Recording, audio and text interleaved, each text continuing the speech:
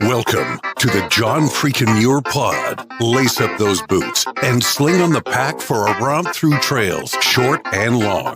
With your host and Renaissance man, Doc. It's time to embrace the suck.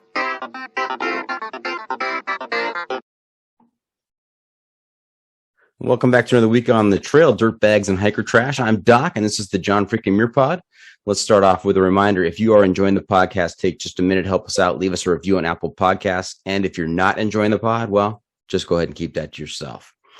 Well, we are bringing back some fan favorites this week. Coming back for another round with the John Freakin' Muir Pod are a couple who are well known in the thru hiking community. They've trekked from Mexico to Canada twice, and they documented that second one through TikTok, which just happens to be their trail names. Welcome back, Renee Miller and Tim Beisinger. How's it going, you two?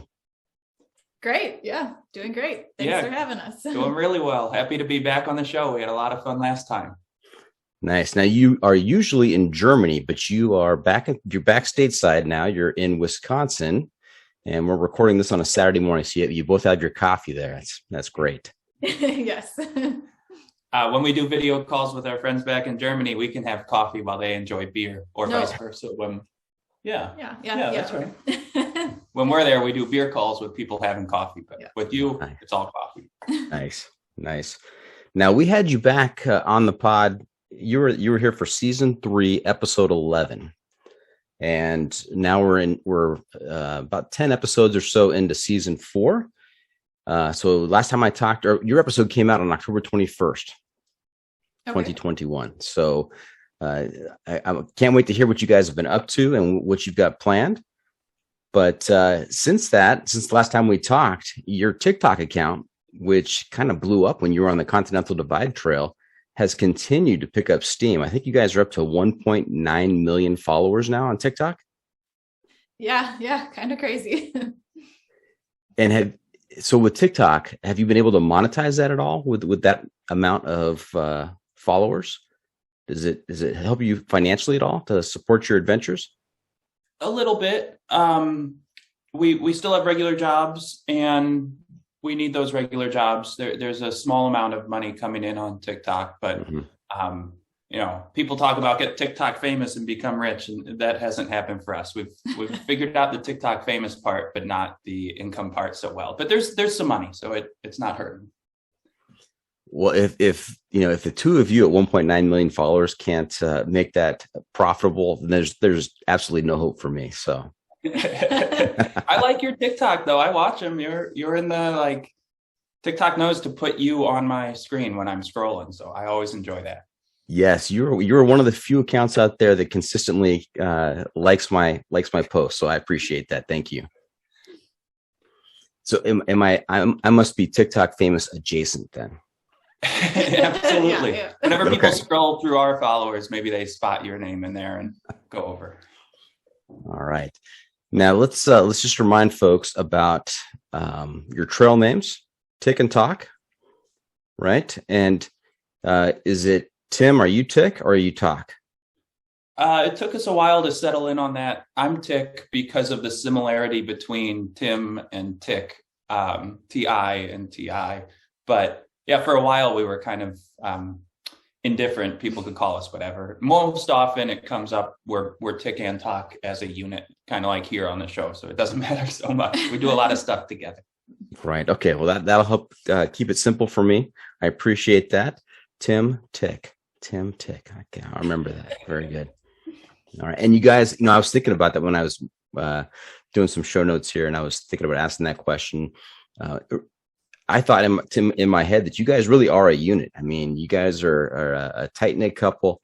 TikTok, it seems to really fit because it is connected like that. So we've been together for, I don't know, 10 years over that, and done a lot of adventures together. So Okay. So you two are familiar with the podcast because you've been here before. But just a reminder, there will be a segment towards the end of the episode where I turn to you and ask you for a pro tip, some trail wisdom to share with our listeners to make their next experience even better. And I know you've got a ton of trail wisdom to share, so feel free to drop some wisdom along the way throughout the episode. Okay? Okay. Sounds like a plan. Okay. And another feature we've been doing this season is the Must Bring Gear Review, sponsored by the ultralight backpacking gear company 6 Moon Designs. And here's how it works.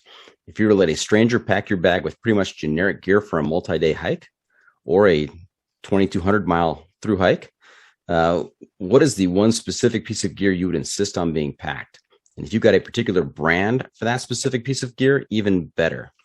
So you two have done this before. Do you have any changes to your must-bring piece of gear? And you know what? I have to apologize. I have some new audio equipment, and I forget to use it occasionally. So let me just make sure. I'm going to introduce this segment after the fact. We're not going to edit this in. It's just going to be just like this. So this is Half Calf, my youngest daughter. The Must Bring Gear Review. Oh, fancy, right? Nice. Nice. She's not actually English or South African or Australian. She just likes to put on that accent. So there you That's go. a The good Must accent. Bring Gear Review. Well, you'll see as we go through the segments, it kind of, I don't know if it gets better or worse, but there it is. Awesome.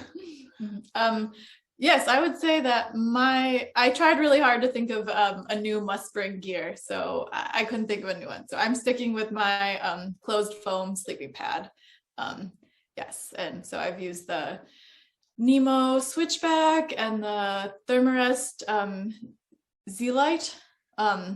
Yes, and my reason is it's very yes, it kind of, well, I guess first let me just tell a story. When we were in Wisconsin one time, we decided to take a winter backpacking trip on snowshoes, just hiked in 1 mile, set up our tent and went to sleep. And we both had, it was below 0 Fahrenheit, and we both had the inflatable sleeping pads, and one of them popped on us. So we were doing, in the middle of the night, doing laps around the tent. So yeah, it was a cold night. And I think that kind of just, after that, just couldn't trust the inflatables anymore. So, but also I use it all day long on backpacking, pull it out at lunchtime for a nap, and yeah, it's always there. Yeah, So. versatile, multifunction, and fail-safe. Yep. Yeah, what is the thickness of that closed foam sleeping pad that you use? Oh, thin. 3/4 of an inch Yeah. or something. Okay. And gets It's- thinner and thinner as the trail goes on. You do put these on YouTube, right? So anybody watching on YouTube, there's the one we used on the CDT. So they're like less than an inch. Right. And it looks lightweight. I mean, they just as light as some of those bigger pads, inflatable pads, and like I said, versatile and fail-safe. So that's a great selection. How about you, Tick? I also tried really hard to come up with something, and I think we're pretty ultralight, so it's more about what we don't carry than what we do carry, and like the must-bring piece of gear. I can't say for sure that there's one item that I totally need, but my answer, the item that maybe makes me the most happy or that I like the most is my my pot. We do a lot of cooking out there, and we have a pot with a heat sink. And so it boils water fast, and it's great. So I have right now an Ollie Camp XTS pot, but I'm not married to that. It's a great pot. It's the best one I've used, but there's others around. So anything with a heat sink makes me happy. About 1 liter, we can cook for both of us. Okay. And you mentioned ultralight. Let's talk about that. What was your base weight for the CDT? About 10 pounds each. Yeah, just shy of 10 starting out. Yeah. Probably a little more when we were during some segments in Colorado. We got waterproof socks and stuff, but yeah, just shy of 10. Okay. And I know you guys also did the PCT before the CDT. How did the pack weight evolve, the base weight evolve from the PCT to the CDT? Was it pretty similar, or did you guys shave some pounds off? Yeah, before the PCT, we said, oh yeah, we've backpacked a million times. We have all the gear we need. And yeah, then we replaced every single piece of gear for the PCT. And slowly got rid of gear as we went along on the PCT. And so starting the CDT, we had the same idea. Oh, we have everything for the PCT, but no, we replaced everything. So yeah, we got a lot lighter for the CDT. Yeah, I think on this PCT, we were maybe somewhere around 15. Renee, didn't we weigh in? You were 12, I was 15, something like that. And being under 10 it makes hiking more pleasant when your weight goes down. So Absolutely. Smart. Are you guys drilling holes in your toothbrushes, or do you have half a toothbrush, or do you guys just use your fingers? We did have full-size toothbrushes on the CDT. yeah, I mean, I don't know why exactly, but we did. There's ways to get lighter than what we carry, but I feel like at that point we'd be making some sacrifices on comfort and durability. And so I'm not sure how to get lighter. You know, we're pretty ultralight, both of us, but not crazy about it. So to answer your question, no, I don't think we're the type of people who cut toothbrushes. Okay, I like that. We're pretty ultralight, but we're not crazy about it. That's probably a good balance to maintain there. All right. It's the hiking pole. Okay, I didn't forget that time. So this is something new here that we didn't do last time you were on. The hiking pole. This is going to help us talk about gear and some other decisions you make out on the trail. And it's going to help me come up with a score between 1 and 100 on the crazy scale. And it's kind of counterintuitive. 100 is completely sane, and 1 is absolutely bonkers. All right. And you should know that there's an automatic 20-point deduction for being a long trail through hiker. So already, right off the bat, the highest you can score is 80.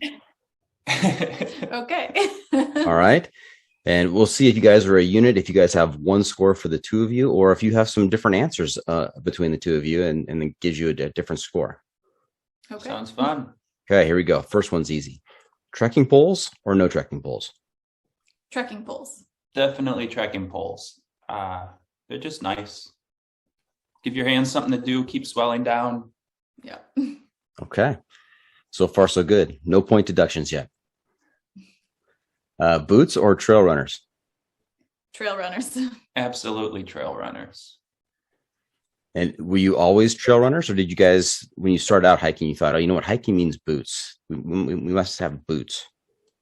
Oh yeah, I think we're in our 30s. Anybody hiking 10 plus years ago, I don't think trail runners were a thing, were they?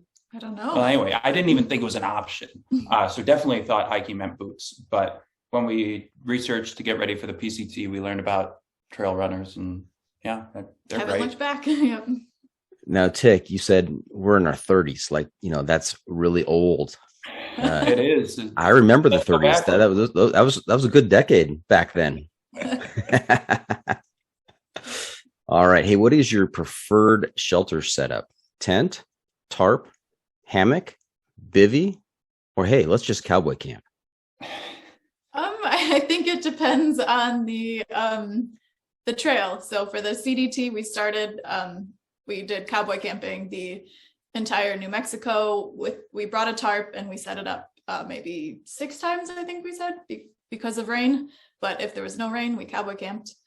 But then for the rest of the trail, Colorado through Montana, we had a tent.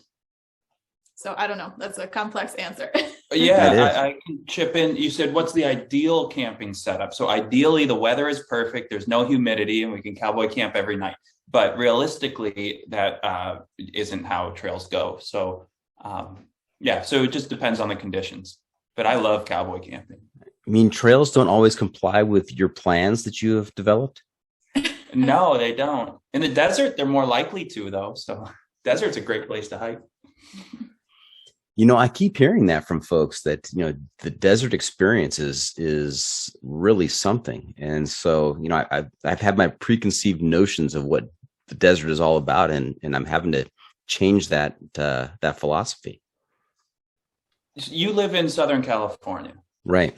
When we used to live in the Central Valley, they're coming from the Midwest, and we lived in Davis, and there was this realization of like the outdoors is the indoors.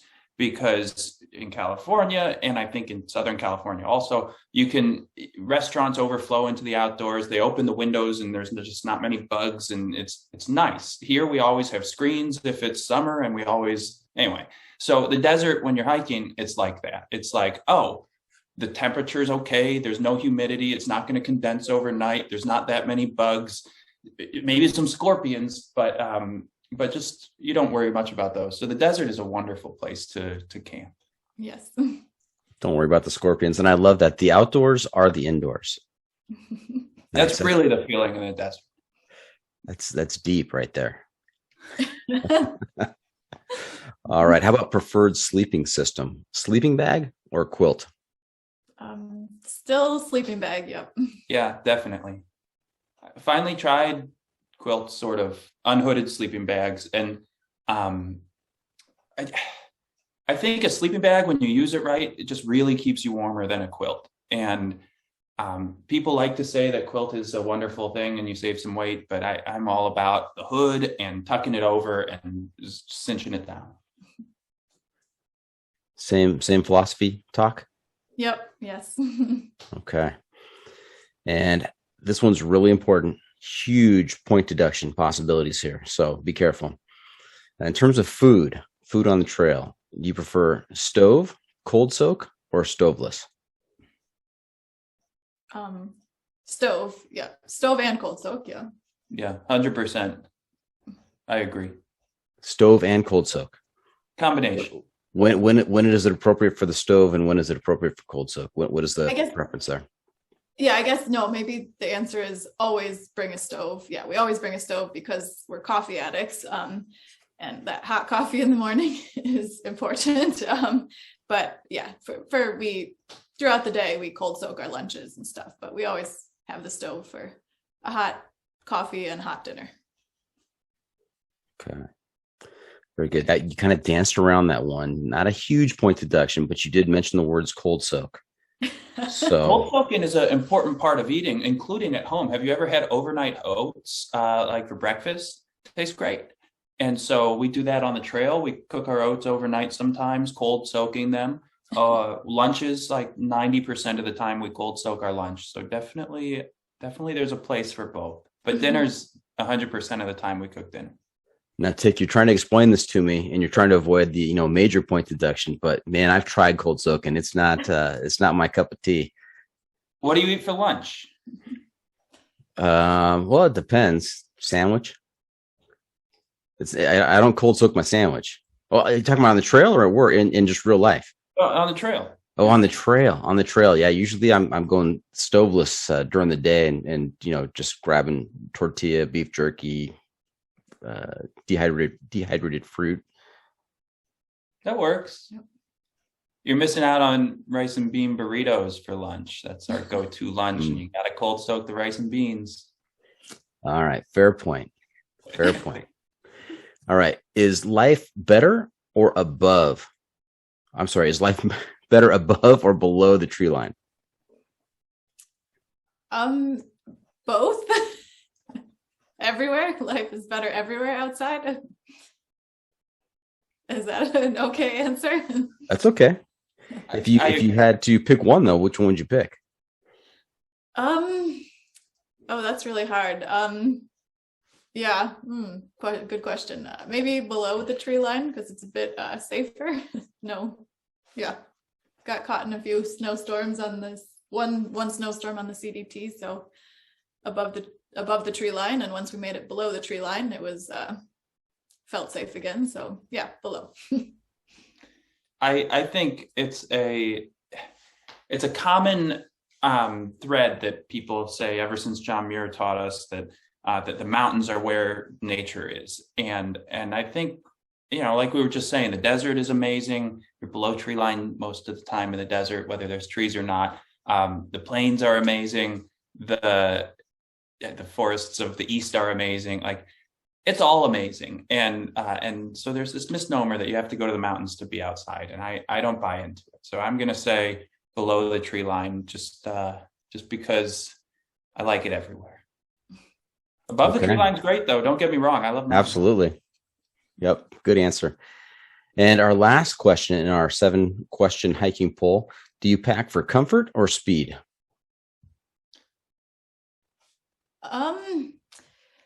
Well, we're not super fast hikers, but we pack light for comfort to hike far. That's a confusing answer.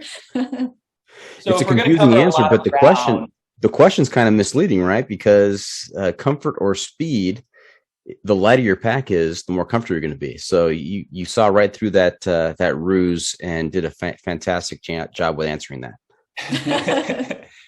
And I agree with Renee. with Talk, I'm sorry.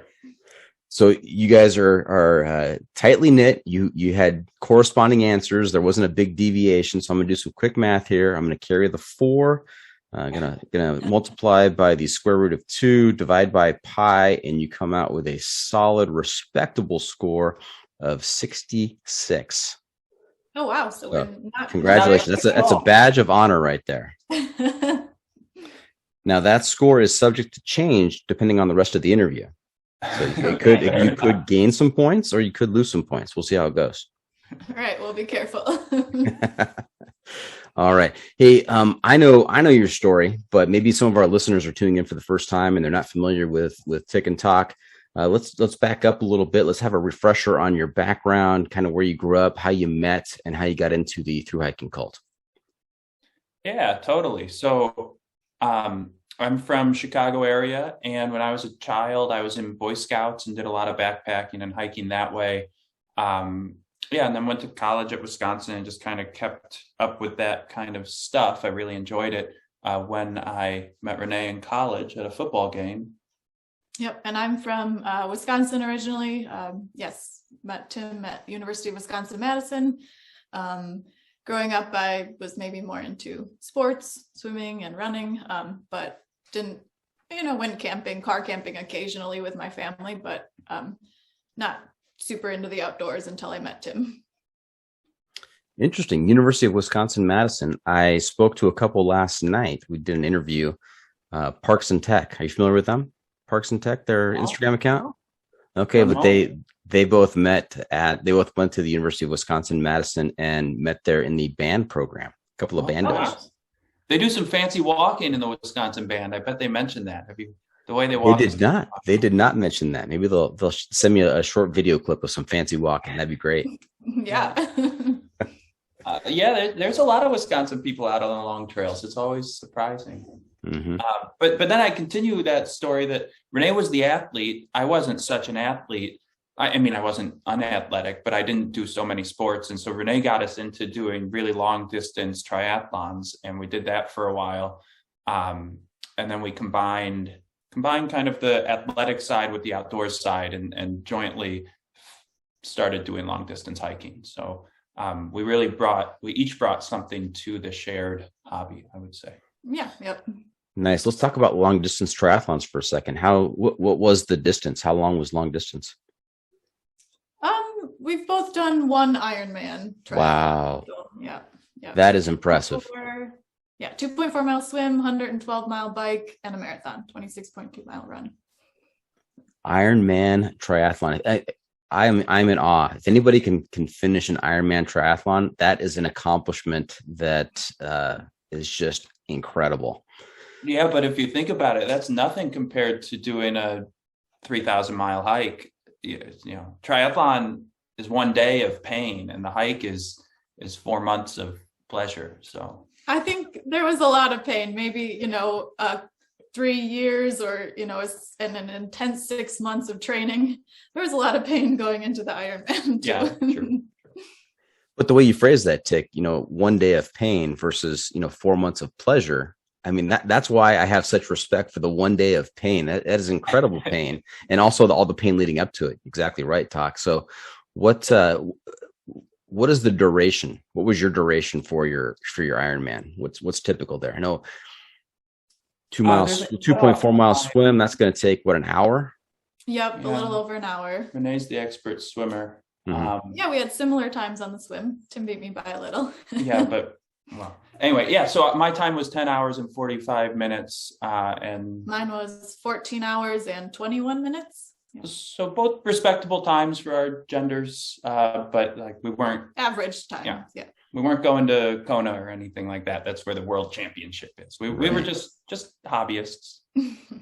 Just hobbyists. Now, I think what makes a triathlon, It's difficult for a whole lot of reasons, but the fact that they make you run a marathon at the end. I mean, you're hitting the water doing the swim when you're fresh, right? It's the first event. The 112 mile bike ride. I mean, you're on a bike. The bike is doing some of the work. There's some gravity there that occasionally on the downhills a little bit, but then having to run 26.2 miles after those two events. That's just next level. Yeah, the run part was rough, I think, for both of us. Yeah, I doing that long race. We've run marathons before, but then doing a marathon after all of that was something I was not prepared for. My run was just much, much slower. I had said leading up to it, okay, I can hit my time if I do like 8-minute miles consistently. And I could do that in a marathon, no problem. But on the Ironman, I was like dying trying to do that. And I missed it by a lot. So it was hard. So how did your non-Ironman marathon runs, in terms of time, how did that compare to your marathon during the Ironman? I think it was like 50% faster. Yeah, 3:12 is what I've done in a marathon, and on the Ironman it was 4:40 or something like that. So much, much slower. Yeah. I don't remember my time in the Ironman for the marathon. You just blocked that out. Yeah. I think the second half of the marathon was kind of, my stomach was giving me some problems, so I was kind of running from porta potty to porta potty. Oh no, it was rough for me. Okay. But yeah, our first marathon, that's when we decided to get married. We were running the Chicago Marathon in 2012, and we said, hey, maybe we should get married. So that was a fun engagement. Yeah. Was that a proposal? Was that a proposal on the course? Yeah, on the course. It wasn't a proposal. It was a discussion. Yeah. A negotiation? Negotiation. Yep. Tim had injured himself before the marathon, so he couldn't train as much as he wanted to. So then he ran it with me. So we kind of ran a joint marathon, and I guess got a little loopy and negotiated a marriage. Got a little loopy and things got crazy. And look, now you're married. That is great. And remind us again how you are paying the bills and financing your adventures. I believe you guys are both employed in similar type of careers in Germany. Sort of. We're both in STEM. We're both in STEM. Yeah. I'm a professor. I study plant genetics, so agricultural plants and how they evolved and how they were domesticated. And I'm a professor in Germany, but I speak very little German, and I do all my teaching in English. And I am a mechanical engineer. Before the CDT, I was working in Germany for a plant breeding company, doing their facilities work. But now after the CDT, I am working part-time for a company I used to work for in the US, so all remote, and I do heating and cooling in commercial buildings and energy projects, and so it's fun. Okay, and you too, if I remember correctly, you developed an app for hiking in Germany, right? Yeah, it's called Wanderfreund, or in German Wanderfreund, and it has several long trails and waypoints along the way, and photos and descriptions and all of that. So we're for German trails. Yeah, that was our mostly a big COVID project. We spent all of our free time learning how to code and coding our Android and iPhone apps on nights and weekends. Yeah. And hiking German's awesome trails. Yeah, Germany has a bunch of really awesome 100-ish mile trails that are marked and fun to hike. And there was no resource that we could find that covered them well. There's no Gut Hook Germany or anything like that. So during COVID, we decided to make it, and it's been fun. Fantastic. And before we go to break, one more point is that you guys are both vegan. Is that right? Yes, we eat a vegan diet, but our gear is not vegan. Yeah, for the YouTube watchers, we've both got feather jackets next to us, so semi-vegan. Semi-vegan. So strict vegans, they don't even use animal products in their clothing or gear. Right, I think, yeah. We don't put them in our stomachs. but we wear it. Okay, fair enough. All right, we're going to take a quick break, and then we're going to talk a little bit about your PCT and CDT hikes. And I really want to talk about some of the information you shared with me recently, some of the data from your CDT hike, and some big news about that hike. So stay tuned for that. We'll be right back. And welcome back. We're talking to Tick and Talk about what they've been up to since the last time they were on the podcast last October. Also, I have some new information that I'm really excited to talk about that they shared with me. They had a chance, once they finished their CDT and had a chance to really take a look at it in detail, they have put together an incredible set of data about the hike. You know, and there are people out there, Tick and Talk, who are stats people, and there are people who are not. And I love looking at the stats. I love logistics. I love kind of doing a deep dive and analyzing things. And this website that who put it together? Both of you? Yeah, we both put it together, the website, yeah. Okay. All the plots are made with R, and I've been using R at work for years. So doing the plotting was me, but doing the analysis was definitely both of us. Yeah, I helped pull together the data. Okay. And is this available to anybody to take a look at? Is it on your website? Oh yeah, it's like it's linked from our website. If you go to reneeandtimhike.com just reneeandtimhike.com and then click on the CDT, there's a link for the CDT data analysis. So just anybody can look at this. This wasn't a special presentation for me. It was special for you and everybody else in the world. And everybody else in the world. Got it. Okay. And so it's really well done, not just the numbers and the stats and the graphs, but just the overall design of the page and the feel of the page. It is special. Thank you. And I love the fact that on this particular page, the first 3 words are "We love data!" ! Yes, well, we just told you we both are in STEM fields. And so, yeah, we love data. And during our triathlon days, like we just talked about, we started using GPS for everything. And so when we switched over to long distance hiking, there was no way we were going to give up wearing GPS watches and keeping track of every step and every foot that we cover. So, And what brand of watch is that? That you just flashed on YouTube? Garmin watches. Yeah. So it's you too. Yeah. Oh, this one. There you go. We Garmin Instinct. Oh, nice. We both got Phoenix. I've got Phoenix 3. It's kind of old. I think I have Phoenix 5. Yeah. So. And we listened to your episode with Beats, who, by the way, that was one of my favorite episodes that you've done. And we met him on the CDT, and he's just an amazing guy. But we talked to him about his watch. He's got the Phoenix 6, and he's got some new features we don't have. And so I'm jealous. Maybe when this breaks, I'll get a new one. Elliot Pacheco, Beats. He was a lot of fun to talk to. Yeah, he was really a cool guy. Now, if I may ask, what is the software that you use after with your Garmin GPS data? Because I've had my watch for a bit, and I know I've got some data stored on there. I just don't know how to access it through a third-party software. Yeah, so we have the Garmin Connect app on our phone, so that kind of pulls all the data from our watches to Garmin Connect on our phone, but we don't really use that software. But we upload everything to Strava, which is kind of a social media app for triathlons and biking, and we put our hikes on there too, and probably annoy all our old biking friends. I think they like it. But yeah, so basically Garmin Connect just syncs straight to Strava, and we use Strava for tracking everything and paying attention. And do you know Strava?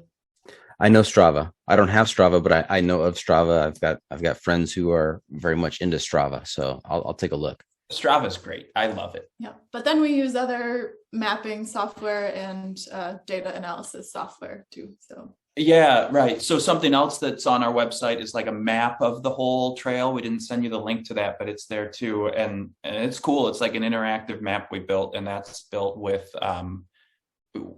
OpenStreetMaps, I think. There's more coding involved in making that map, but the Strava analysis, it does everything for you. So. Yeah, and Tim did all that analysis and all of our analysis on our website in R, but that's more for, yeah. Yeah, that was really deep diving. Yeah. Deep dive. So let's take a look at some of the data we can find on this page. The first section is daily miles walked. And you've got a nice graph there with all kinds of data points on it. And you have a red line going through, which is your 7-day average, 7-day rolling average. Yeah. So, on a through hike, you walk more miles some day and less miles other days. And then if you take zeros, that really tanks everything. So it was a lot harder to get a sense of what was going on if we looked daily. But by doing this 7-day rolling average, which was like 1 week at a time, and then the next day it was shifted by 1 day, then it gave a pretty good picture of our actual effort going in per day, averaged out over the week. Yep, and kind of how it increased as we got farther along on the trail. Now, am I reading this correctly? Because I'm looking at the graph and I only see 2 zeros, unless you're hiding a bunch of zeros underneath the legend. No, that's correct. We only took 2 zeros. Wow. Yeah, we're not big on zeros. We try to hike consistently. You don't see any huge mileage days either. So, just kind of slow and steady. Yep. Well, I see a bunch of dots at 30 or above. So I'm not sure what your definition of huge miles is, but those are huge miles to me. Yeah, I guess they're pretty big miles, but yeah, no 40s. We've never done more. I think our biggest day was 33. We walked into Rollins. You've never done a 40? No. I am so disappointed. No, not disappointed.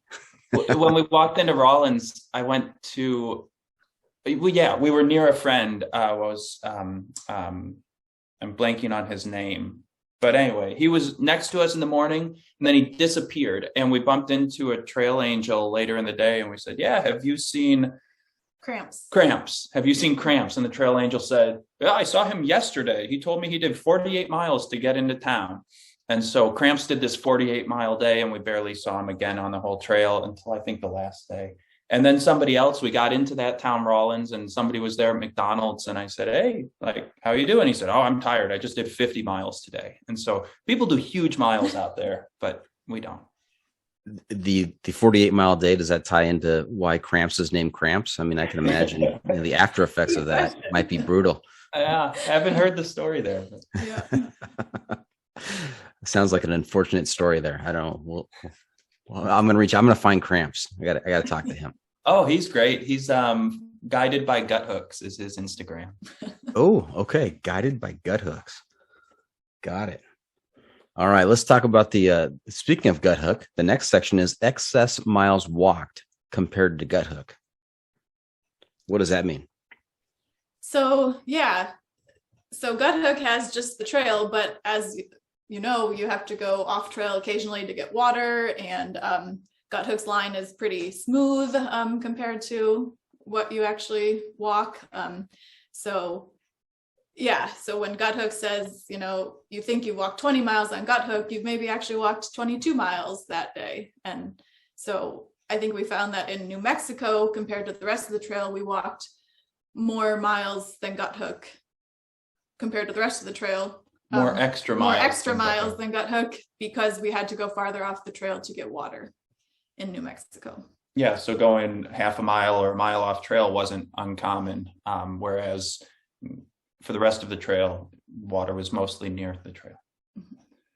Okay, and I'm looking at the graph, and I should have mentioned this in the earlier graph. You've got it actually broken up by state. You've got New Mexico, Colorado, Wyoming, and then Montana, Idaho. And looking at the excess miles walked graph, so let's look at New Mexico, for example. You have, under New Mexico, you've got 2.2 miles. Is that the average per day of excess miles walked? Is that how that works? Yep. Okay. Well, looking at Montana, Idaho, you were on a pretty direct path, because that's only 0.4 mile excess per day. Yeah. We were... Yeah, I can't tell you exactly why. The New Mexico thing stands out because of water. That's why we had to do so many extra miles there. But for the rest of the trail, we didn't have to veer off as much, I guess. Okay. And then you've also got the excess miles walked broken into percentage. That's the next graph. Yeah, so that one's interesting because we also hike more and more in general when we're out on a long trail. We hike farther every day as the trail goes on and we get more in shape. And so doing it as a percentage made a lot of sense because there was, if you're doing 10% extra miles per day compared to gut hook, then 10% extra of 30 is clearly going to be more than 10% extra versus 10. And so that was a sensible way to break down the data. Yeah, and it really makes sense according to the graphs here that the higher percentage, of course, is in New Mexico when you're getting started, and then it kind of lessens as you go. You're pretty consistent in Colorado and Wyoming with 4.5%, but then down to 3.8% in the latter part of the trip in Montana and Idaho. Yeah, and then miles per hour. I'm amazed that there are a lot of points on this graph that are approaching 5 and 6 miles per hour. And to think of you doing that on a through hike, I mean, I know that when I'm out there, I'm hoping for 3 miles an hour. That's 2. So maybe, I'm curious how we ended up with points that high. I haven't looked in a little bit. Yeah. Well, there's a lot of points above 4. There is a couple that are above 5, and you've got one stint in Montana and Idaho where you are above 6. Okay, I'd say anything above 6 has to be a issue with the data. Probably anything above 5. Yeah, we're not out there running. No. That's what I was going to ask. That sounds like one of my runs. So the way we get the miles per hour is we look at how many miles did we cover in a day versus how long did it take us to do it. So I don't know. Yes, I mean, sometimes when you're in the mountains, the data gets a little bit, if you don't have a great connection to the satellite or whatever, it gets a little skewed sometimes. Now, the most impressive graph, I think, is the next section where you are doing a state-by-state breakdown in some different areas. And I love the second graph there, average daily steps per state. And this really gets to your point about your level of fitness and kind of getting into your groove.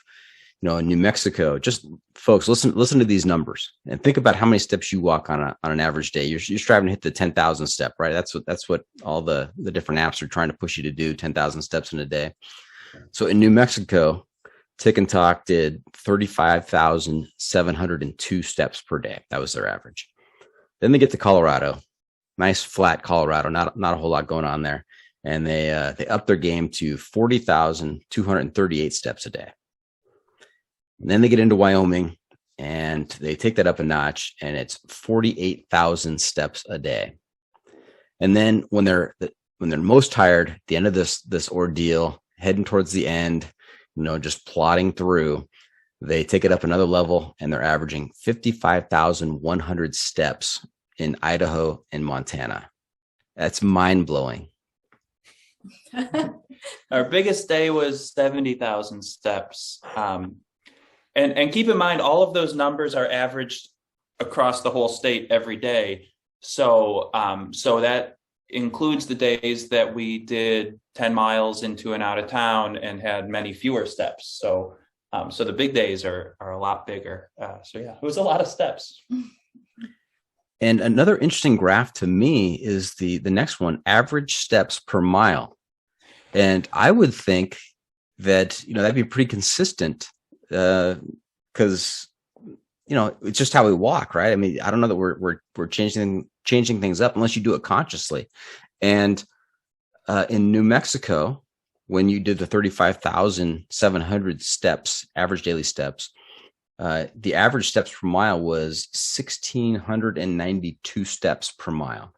But yet when you did the 55,000 steps in Idaho and Montana for your daily average, your average steps per mile went from 1,692 to 2,071 steps. So even though that number is bigger, it really represents shorter steps, right? Shorter strides. Yes. And our miles per hour got faster. So one of the biggest takeaways we saw from this analysis was shorter steps meant we could walk faster.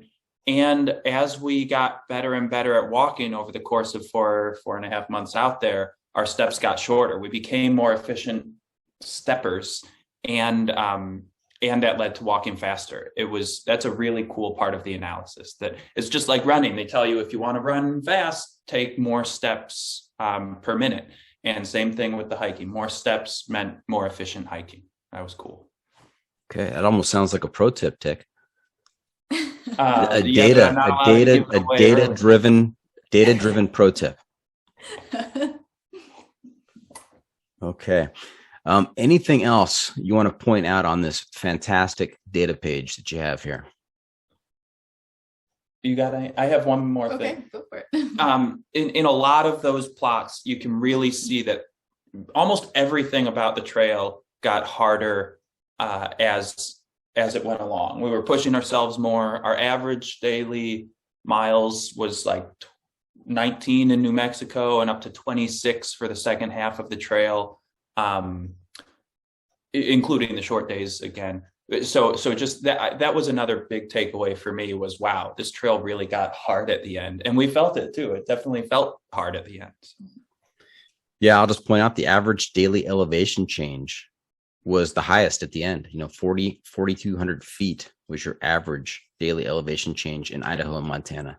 Yeah, and that's interesting because Colorado is we have the most elevation per mile in Colorado, I think, but we were just doing so many more miles in Montana and Idaho that over the course of the day we had more elevation change.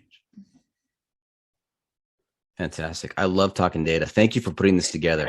I'm going to continue to look at this and break it down in different ways. So awesome. This will keep me entertained. For the non-stats people. And you found one thing for us to dive into and figure out how we can have days that supposedly were 6 miles per hour, because that's not real. I figured it was one of those days where you said, you know what, Talk?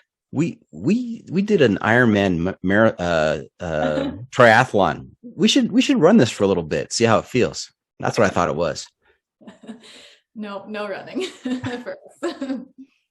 It's hard enough walking out there, right? Yeah. Okay. Now, also, I was excited to find out last night that you have some big news about your CDT hike. I didn't realize this. When did you guys realize this? And I'm talking about the FKT for Mixed Gender Team Self-Supported. Congratulations. Thank you. Yeah, I don't know. We just realized that no one had ever claimed the FKT of the CDT, and we had all this data. So we decided, okay, we will claim it. We're not super fast hikers, as we've said, but maybe it'll motivate other people to hike the CDT and claim the FKT, because our time is easily beatable. Yeah. So there's this misconception about the CDT that there's no official route. And that's a misconception. There is an official route that's published and mapped by the Continental Divide Trail Coalition. And for us, we thought it was fun to follow the official route. And many people take alternates, and it sounds like some of those alternates are absolutely amazing. But we wanted to stick to the route. And by doing that, we realized probably towards the end of the trail that, we actually met the criteria for an FKT. So let's just upload our data, and now we've got the FKT, which is kind of cool. But I think it's like Talk said, it's also to motivate others to follow that official route and beat us. It's 135 days. So somebody could do it in 90. Okay. An interesting little tidbit. A few episodes ago, it hasn't aired yet as of today when we're talking, but by the time your episode airs, it will have been out for a bit. We were able to talk to Buzz Burrell, the father. He didn't say he was the creator. He says he's the popularizer of the FKT, this whole notion of fastest known time. So Okay, cool. Yep. Good episode. He was fun to talk to. Well, congratulations. That's impressive. I know you say that you think it's not particularly fast. It sounds particularly fast. 135 days, 9 hours, and 1 minute. 135 days, 9 hours, 1 minute FKT on the CDT. So phenomenal.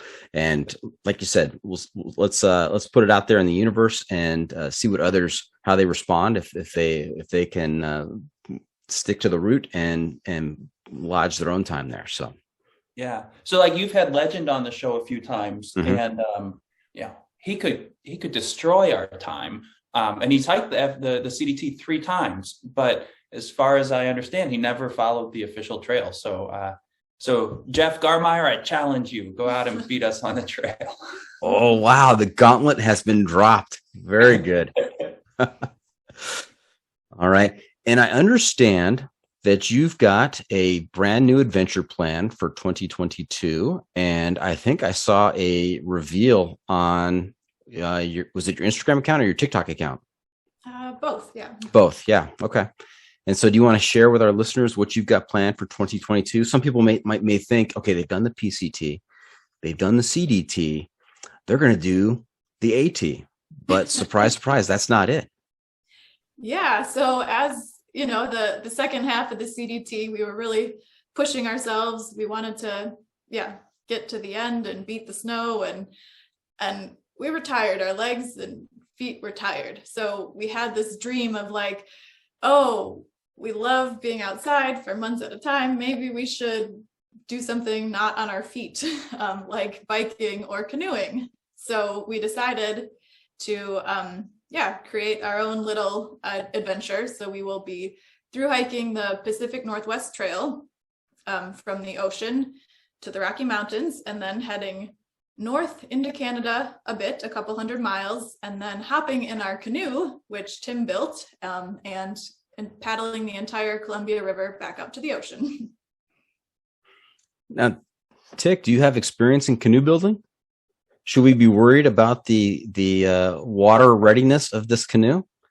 Well, it's 9 years old. It still floats. It's a nice canoe. It's a cedar strip canoe, so it's made out of cedar, and I had coated with fiberglass on the inside and out. So the fiberglass really gives it its strength. It looks like a wooden canoe, but it's basically a fiberglass canoe as far as technology goes. It's a good canoe. I think if we wanted the perfect canoe for this trip, we'd use some ultralight Kevlar canoe that weighs 30 pounds. But the wooden canoe I built is 58 pounds, so it's not heavy by any means. We'll have at least 14 or so, or about 14 portages. So it's light enough to do those, we think. We think. And if it falls apart, the one thing we've learned is you can get new equipment as the trail goes by. So things break on long trails, and I'm sure it's the same with a canoe. If our canoe breaks, we'll order a new one. Okay, now I was taking some notes. Let me just make sure I got this straight for your adventure here. The first part, you are through hiking the Pacific Northwest Trail? Correct. And what is the distance on that? That is 1,200 miles. 1,200 miles. Eastbound, which is not the common direction, and we're having trouble figuring out how early we can start, but hoping for a June start. Yeah, mid-June, we hope. Okay. And then from the Pacific Northwest Trail, you're going to do 200 miles on the Great Divide Trail? Correct. Yep. In Canada. Yep. So, which basically is a continuation of the CDT, which is kind of cool. It keeps following the Continental Divide, but in Canada. Right. And then you're going to through paddle the Columbia River back out to the ocean. Correct. And how far is that? 1,200 miles. Wow. This is like it's broken up into 3 pieces, like a triathlon. I'm seeing a theme here. Yeah. I guess we have to run the first segment. And we'll get those 6 mile an hour days after all. Nice. Now you said portages. Are you carrying the canoe the whole way? No. Oh gosh. Yeah, I mean, there was a guy in the PCT who carried a hose the entire PCT. He had the trail name 15 foot because he was carrying a 15-foot hose. But a canoe seems a little bit hard to carry. Why would he carry a 15-foot hose? I don't know. Nobody knows. Whenever you said to him, why are you carrying that hose? He said, it's because I got to get this hose to Canada. So it was just something he was choosing to do as a challenge. He was a character, nice guy. But yeah, we're not carrying the canoe. We just found some people right near the start of the Columbia Lake who are willing to hold our canoe. So we have it here in Wisconsin. We'll drive it there and then get to the start near Seattle. Well, in Olympic National Park. We'll either drive there or fly there or something, and then start hiking back to the canoe. Guys, this could be brilliant. If you guys carried the canoe with you the whole way, you could set an FKT that would never, ever be broken. It'd be mixed gender team, self-supported while carrying a canoe. That is just not going to be broken. And think about how good we could eat if we had a canoe to just throw everything you could dream of in there and put in a bunch of steaks and whatever, just dump them in a canoe. Yeah, I am reminded of a couple of stories in history related to carrying boats or dragging boats behind you. There is, of course, the Shackleton misadventures down at the South Pole, where they got trapped in the ice and they eventually had to abandon ship, but they carried the rowboats behind them for I don't know how many hundreds of miles to get to open ocean to be able to get off of Antarctica. And then there's also the story of Teddy Roosevelt, who, after his unsuccessful presidential run, he drowned his sorrows in an expedition in South America to explore this river that had never been navigated from the start to the finish. And they got onto these boats and waved goodbye, and nobody ever knew if they'd see him again. And the trials and tribulations he went through on that trip are pretty incredible. But there were points where they had to drag those boats out of the water and carry them through the jungle and get them to the next entry point. It was absolutely bonkers. So this could work for you guys. I can see this. Need to start lifting some weights. Yeah. I don't know about carrying a canoe. Yeah, I don't want to do that. Sorry.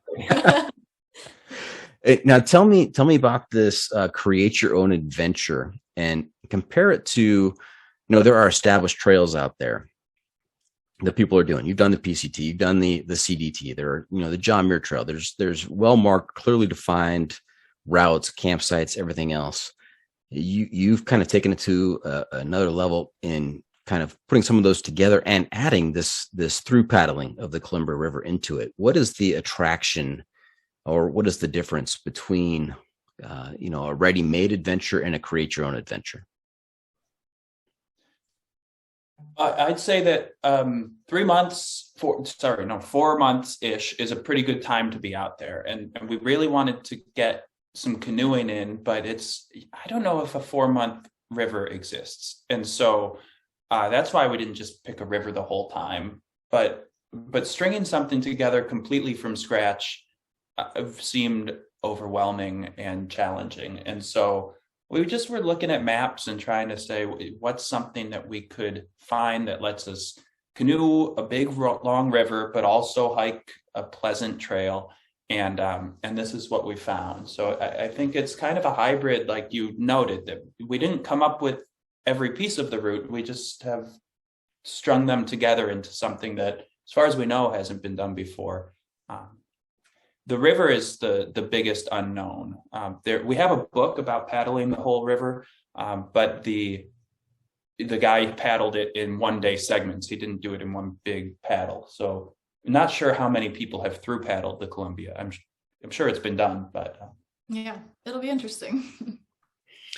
Now, you guys going to pull yourselves out of the river each day to camp, or are you going to camp on the river in the boat? That sounds a little dangerous. Yeah, hopefully we'll be camping on land every night. Yeah, let's see. And I love the create your own adventure aspect. I talked to Mike Wardian, I think it was season 2, episode 1 of the podcast, and he talked about these things that he had created called state-a-thons, where he designed these adventures that span the entire length of a state, whether it's running, bike riding, swimming, whatever it might be, but kind of just stringing together and being creative out there and having fun with it. So this sounds like a an exponential leap beyond that with, the mileage that we're talking about and the different types of things you're going to be doing, but fantastic. Yeah, we're really excited. So. Okay. Hey, Tick and Talk, you know where we are? I'll pretend no. I love it when you catch the people off guard. So no, I have no idea where we are. I'm in Wisconsin. Insight of the week. That's right. You know what? I am just absolutely tickled that I can tell you guys are regular listeners to the podcast because you're like, hey, I'm going to pretend I don't know. I love that part. Yes, we were at that time of the I think you've got the best outdoor hiking podcast out there. I really like the pod. So yeah, very regular listener. I'm sorry, I didn't hear that. Could you say that a little bit louder? No, I'm not going to be too nice to you. I won't say that loud. No, I will. I think your podcast is great and I listen all the time. Thank you. Thank you. As you know, in the social media world, including podcasts, there's not a lot of money to be made. No one's getting rich out there. I certainly am not getting rich. And so it's comments like that and feedback like that really keeps me going. So I really appreciate that. Thank you. Awesome. But we are at the pro tip insight of the week. That time of the episode where I turn to you and ask you to share some trail wisdom with our folks to make their next outdoor experience even better. So both gave great pro tips last time. Have you changed it up a bit? What do you have for us? Yeah, I can't remember my pro tip last time, but this time I was thinking about it. It's been the off season and enjoy looking back at my photos from the trail. And my pro tip is to not only take pictures of landscapes when you're out on these trails, but take pictures of the people you meet and the day-to-day activities. The pictures I find myself looking back at are, sitting by the tent eating dinner with friends. Like those are the fun pictures. So don't forget about taking pictures of filtering water and eating food and the day-to-day. Yeah, so there's like the professional shots of the beautiful panoramas and landscapes, but there's also that important B-roll type picture, kind of behind the scenes candid shots of people. Yeah, a lot of fun and very meaningful. Yeah, great. How about you, Tick? I think this wasn't mine last time, but I don't remember either. But my pro tip is that weight on your back is weight on your back. And we all get caught up in thinking about base weight, but food and water weight is very real too when you're carrying it. And so, big part, we do a lot of food dehydrating. And the reason we do that is because dehydrated food tends to be much lighter than your stoveless food like bars and pepperonis and whatever. So that's one way to keep weight down. And the other thing we learned as we backpacked more and more is that, we used to get to a water source, fill up like an entire day's worth of water so we didn't have to stop at and filter again, and then hike on. And we'd often try to do that in the morning, like let's get water, including for dinner in the morning. And that doesn't make so much sense if you're going to be crossing a lot of rivers along the way or a lot of streams or springs. So now we really pay close attention to how far to the next water source and only carry water to that next reliable water source. If it's 5 miles, I might not even carry any water if it's not super hot out. And if it's 20 miles, then I might carry 5 liters if it is hot out. So that's been kind of a change depending on that I've learned. Great trail wisdom from a couple of folks who know what they're talking about. So thank you very much. That's fantastic. So there you have it. That's it. This episode is just about in the books. Hope our listeners enjoyed our time with Tick and Talk. I want to thank them for joining us this week. How can our listeners keep up with you on social media, and where can they find updates on your latest adventures? So we on TikTok, we are Through Hikers. We love posting videos and love all the fun comments we get. And on Instagram, we are Renee and Tim, and our website is reneeandtimhike.com. And we're on YouTube, Through Hikers -RT, I think, something like that. Yeah. Okay. It's a lot of work keeping up all those channels, but that's right. That's right. I was just thinking the other night as I finished up an episode last night, recording an episode, and then I realized that I've got got an episode coming out this morning, and I haven't done the YouTube video yet on it. So I was doing that last night as well. It's tough getting all the, recording the episodes and then, putting together the accompanying YouTube videos and then the TikTok promotional videos. There's a lot going on out there. You really crank these out. I've been impressed by your speed of production of these, that you have often a couple a week coming out. So. Yeah, Mrs. Doc is not as enthused as you guys are, but I appreciate that. Thank you.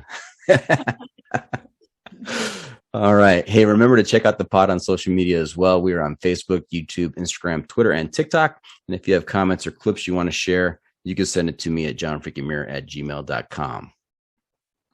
The Adventure Media Recommendation.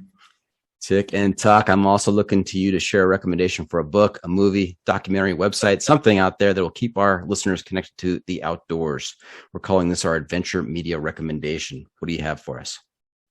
I'll go first. I've got a book called Recipes for Adventure, which is it's all about dehydrating food, and it's making a method or describing a method for dehydrating and rehydrating on the trail by somebody named Chef Glenn. Do you know his full name? Backpacking Chef Glenn. Yeah, Backpacking Chef Glenn. I don't know his name other than that. But you'll find it on the internet, and we now make a lot of our own recipes when we're doing dehydrating, but we really got started with his book and his method, and I can't recommend it enough for people who are curious about dehydrating food. You've got a lot of great videos of you guys doing some dehydrating. I mean, it's just fascinating to watch how you put it all together and how it all works. It's amazing how much people like to watch those dehydrating videos. I mean, millions of people watch us dehydrate food, which you wouldn't think that that's something that has wide appeal, but it sure does. Yeah, is that like watching grass grow or paint and dry, watching food dehydrate? And yet you've got 1.9 million followers. So nicely done. A lot of people like watching grass grow, I guess.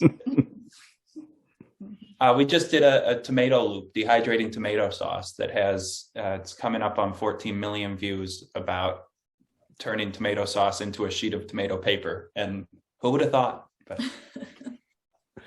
that's what the ancient Egyptians used, right? To do their writing, or was that papyrus? I get those two confused sometimes. It looks about the same.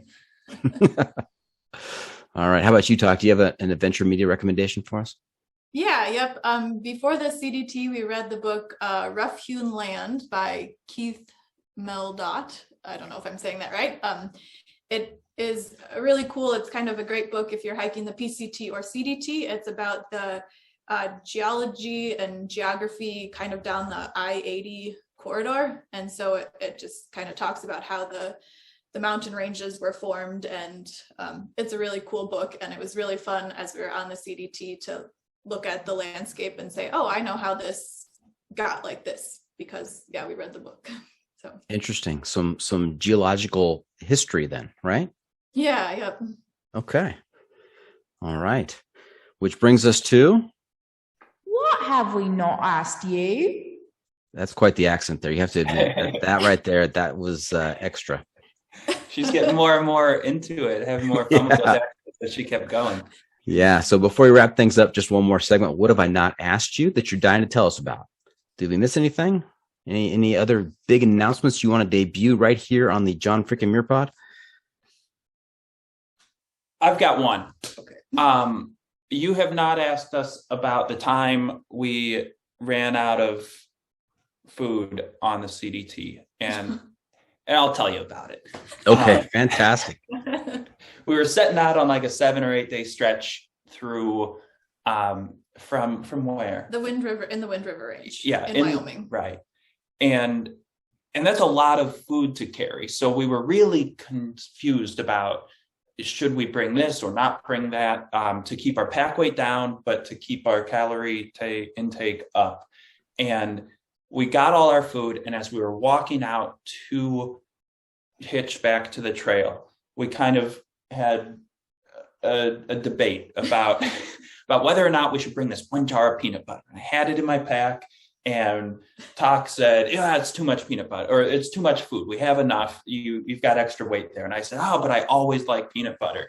It wasn't allotted to be any particular meal or snack. It was just like extra. And we both decided no, let's not bring this peanut butter. And we put it in like a jar of, or a box of, like a free little library of food for homeless people. So we didn't take the peanut butter.